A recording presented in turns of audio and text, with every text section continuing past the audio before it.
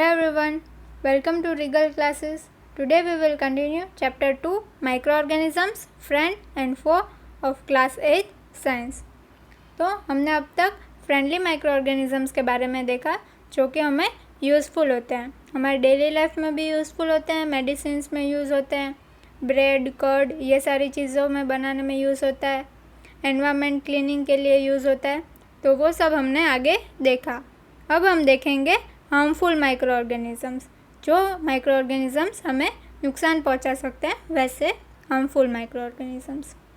Micro organisms are harmful in many ways. Some of the micro organisms cause diseases in human beings, plants and animals. तो कई सारे micro organisms ऐसे भी होते हैं जो हमें हार्म पहुँचाते हैं, जिससे हमें डिजीज़ हो सकती है, और प्लांट्स और एनिमल्स में भी डिजीज़ हो सकती है. सच disease causing micro organisms are called pathogens. तो जो ये माइक्रो ऑर्गेनिज़म्स होते हैं उन्हें पैथोजेंस नाम दिया है. Some micro organisms spoil food, clothing and leather. तो कई सारे माइक्रो ऑर्गेनिज़म्स होते हैं जो फूड को स्पॉइल करते हैं, मतलब बिगाड़ देते हैं. Clothing and leather. तो हमने रेनी सीज़न में देखा होगा कि क्लॉथ में भी छोटे छोटे फंगी जैसा हो जाता है. तो वो सारे हार्मफुल माइक्रो ऑर्गेनिज़म्स होते हैं जो हमें नुकसान पहुंचाते हैं. Let us study more about their harmful activities. तो उनकी हार्मफुल एक्टिविटीज़ के बारे में हम डिटेल में देखेंगे. नेक्स्ट है disease causing micro organisms in humans. मतलब ह्यूमंस में कौन से माइक्रो ऑर्गेनिज़म से डिजीज़ होती है वो हम अब देखेंगे. Pathogens enter our body through the air we breathe, the water we drink और द फूड वी ईट. मतलब जो ये पैथोजेंस होते हैं जो कि हार्मफुल माइक्रो ऑर्गेनिज़म्स है, वो हमारी बॉडी में एंटर कहाँ से करते हैं? तो वो एयर से, जो हम श्वास लेते हैं उससे भी एंटर कर सकते हैं, पानी हम जो पीते हैं या फिर जो हम खाना खाते हैं उसके साथ वो हमारी बॉडी में एंटर करते हैं, फिर हमारी बॉडी को डिस्ट्रॉय करते हैं. They can also get transmitted by direct contact with an infected person और कैरिड बाय एन एनिमल. तो जो इन्फेक्टेड पर्सन होता है उसके थ्रू भी हमारे साथ हमारी बॉडी में आ सकता है, और अगर कोई एनिमल भी इन्फेक्टेड हो तो उसको हम टच करें तो उसमें से भी हमारी बॉडी में आ सकता है. Microbial disease that can spread from an infected person to a healthy person through air, water, food और physical contact are called communicable disease. मतलब कोई भी टच से या फिर दूसरे इन्फेक्टेड पर्सन से हेल्दी बॉडी में आ सके.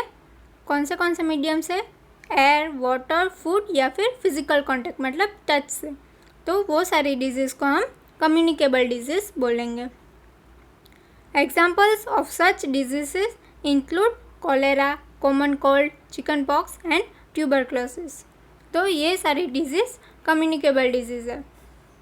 हमने देखा होगा कि हमारे आसपास कोई ऐसा पर्सन है जिसे सर्दी खांसी हो, अगर हम उसके कांटेक्ट में ज़्यादा देर तक रहते हैं तो हमें भी कॉमन कोल्ड होने की चांसेस बढ़ जाती है.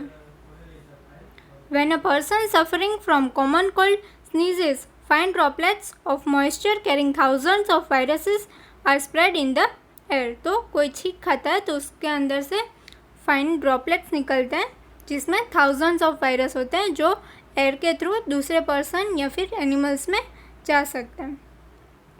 द वायरस में enter the body of a healthy person while breathing and cause infection. तो वो हेल्दी पर्सन की बॉडी में जा सकता है और उसमें इन्फेक्शन फैला सकता है.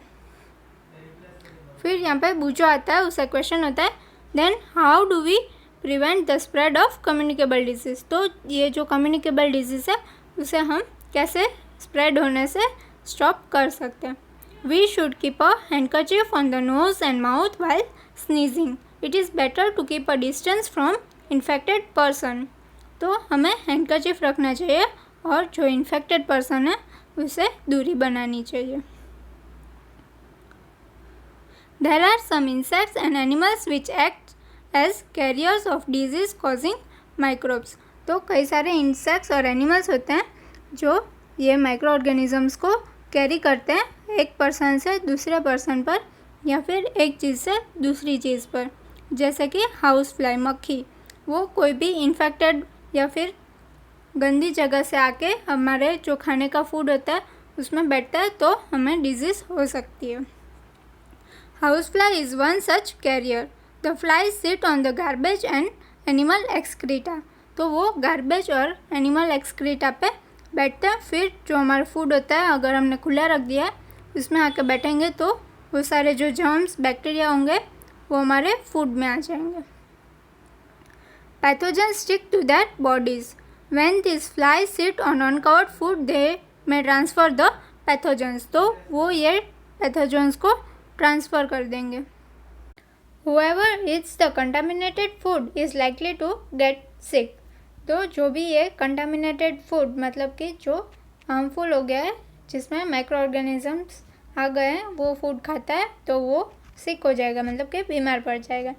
सो it is advisable to always keep food covered. तो इसीलिए हमें हमेशा फूड को कवर करके ही रखना चाहिए। Avoid consuming uncovered items of food. तो जिसे कवर नहीं किया हो वैसा खाना हमें नहीं खाना चाहिए। Another example of a carrier is the female anopheles mosquito. तो जो ये फीमेल एनोफिलस मस्कीटो है वही माइक्रो ऑर्गेनिजम्स को कैरी करता है, मतलब एक एनिमल से दूसरे एनिमल तक या फिर दूसरे ह्यूमन तक पहुंचाता है। Which carries the parasite of malaria Plasmodium. तो इसकी वजह से मलेरिया जो डिजीज़ है वो हो सकती है। Female aedes mosquito acts as a carrier of dengue virus. तो जो ये फीमेल एडिस मॉस्किटो है उसे हमें डेंगू हो सकता है, और जो एनोफिलस मॉस्किटो है उसे हमें मलेरिया हो सकता है। How can we control the spread of malaria और dengue.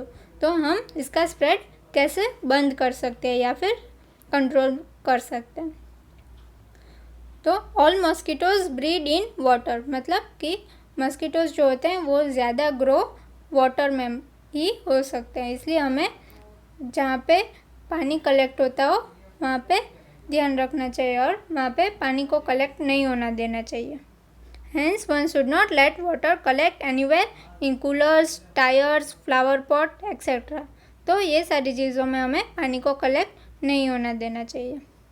By keeping the surroundings clean and dry, we can prevent mosquitoes from breeding। तो हम हमारे सराउंडिंग को क्लीन रख के जो मस्कीटोज़ है उसका ब्रीडिंग कम कर सकते हैं। Try to make a list of measures which help to avoid the spread of malaria। तो आप एक लिस्ट बना सकते हो जिससे कि हम मलेरिया को स्प्रेड होने से रोक सकते हैं। फिर यहाँ पे नीचे टेबल में कई सारी ह्यूमन डिजीज़ दी है और वो कौन से बैक्टीरिया या फिर वायरस से होता है वो, और उसका मोड ऑफ ट्रांसमिशन मतलब एक एनिमल से दूसरे एनिमल या फिर एक ह्यूमन से दूसरे ह्यूमन में कैसे जाता है वो सारा दिया है, और प्रिवेंटिव मेजर्स मतलब उससे बचने के लिए क्या हमें मेजर्स लेने चाहिए वो दिया है।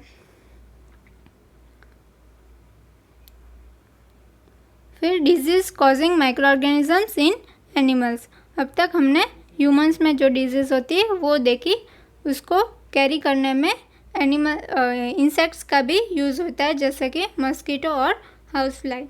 अब हम देखेंगे एनिमल्स में कौन सी डिजीज़ होती है वो। Several microorganisms not only cause disease in humans and plants but also in other animals। तो कई सारे ऐसे माइक्रो ऑर्गेनिज्म होते हैं जो खाली ह्यूमंस और प्लांट्स में डिजीज़ नहीं फैलाते बल्कि एनिमल्स में भी डिजीज़ फैलाते हैं। For example anthrax is a dangerous human and cattle disease caused by a bacterium. तो जो ये एंथ्रैक्स डिजीज़ है वो ह्यूमन में भी होती है और कैटल में मतलब कि एनिमल्स में भी होती है, और वो एक बैक्टीरिया से होता है, और वो बैक्टीरिया का नाम यहाँ पे दिया है बैसिलस एंथ्रासिस, जो ये रॉबर्ट कॉच नाम के साइंटिस्ट थे, उन्होंने डिस्कवर किया था। Foot and mouth disease of cattle is caused by a virus. और जो एनिमल में फुट और माउथ की डिजीज़ होती है वो एक वायरस से होती है। फिर disease causing micro organisms in plants. अब हम देखेंगे कि प्लांट्स में कौन से माइक्रो ऑर्गेनिजम्स डिजीज़ फैलाते हैं। Several microorganisms cause disease in plants like wheat, rice, potato, sugarcane, orange, apple and others. तो कई सारे माइक्रो ऑर्गेनिजम्स होते हैं, वो ये सारे प्लांट्स में डिजीज़ फैलाते हैं. तो डिजीज़ होने से जो हमें यील्ड मिलनी होती है क्रॉप्स की, वो हमें कम मिलती है. See table 2.2 for such plant disease they can be controlled by the.